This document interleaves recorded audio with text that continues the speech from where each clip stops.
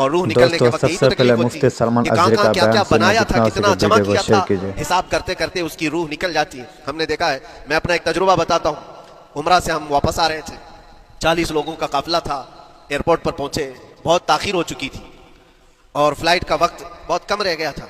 और हाजी लोग माशाल्लाह जाते हैं तो खूब भर भर करके सामान भी लेते हैं, क्या क्या सामान थे सबके पास। और हमारा बार बार जाना आना होता है, मैं कभी कोई ज्यादा चीजें रखता नहीं। हम तो आगे निकले, ग्रुप पूरा था और सारे लोग सामान लेकर खड़े थे। वक्त गुजरता गया, फ्लाइट जहाँ चेक इन हो रहा था सामान, उन्होंने कहा कि 25 किलो से ज्यादा का अलाउड नहीं है। और यहाँ 40-40 किलो लेकर बैठे हुए थे। मेरा तू थोड़ा सा ले ले, तेरा तू थोड़ा सा ले ले, एक दूसरे को पेश कर रहे हैं। 3-4 लोगों ने तो मुझे पकड़ाया कि आपके पास सामान कम है मुफ्ती साहब, आप थोड़ा सा हमारा ले लो। जिसका ले सकते थे ले लिया।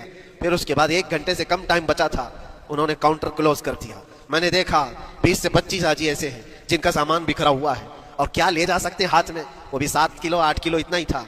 उनकी ख्वाहिशात में देख रहा था, कोई मुसल्ला उठाता है, कोई खजूर उठाता है, कोई कहता है नहीं मेरे बच्चों के लिए खिलौने लिया था इसको ले लेता हूँ। वो ले लो तो मुसल्ले छोड़ना पड़ता है, ये ले लो तो खजूर छोड़ना पड़ जाता है। किसी न किसी तरह से वो लोग आखिरी वक्त 2-4 चीजें लेकर के निकल रहे थे और बिखरा हुआ पूरा सामान एयरपोर्ट पर ऐसे ही मौजूद था।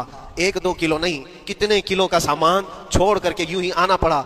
या तो फिर फ्लाइट के सफर पे जाओ या सामान में लगे रहो, 2 ही ऑप्शन थे। और कौन वो छोटे सामान के लिए अपना सफर मुलतवी करता। वापस आए, हसरत भरी निगाहों से देखते रहे अपने सामान को। और फिर अंदर आकर जब बैठे, मेरे जहन में ये बात गूंजने लगी, यही हालत होती होगी जब इंसान दुनिया से जा रहा होता है, जब यहां से रुखसती का वक्त आता है और मलकुल मौत सर पर आकर खड़ा हो जाता है। रूह निकलने के लिए भी थोड़ा सा वक्त बाकी है, बस मिनटों में भी नहीं रह गया।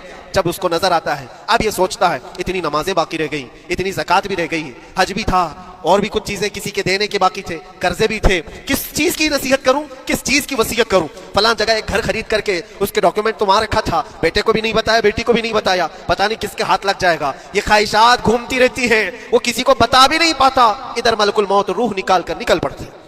ये इंसान की शॉर्ट लाइफ है, मुख्तसर सी जिंदगी है जहां ये ख्वाहिशात धरी की धरी रह जाती है।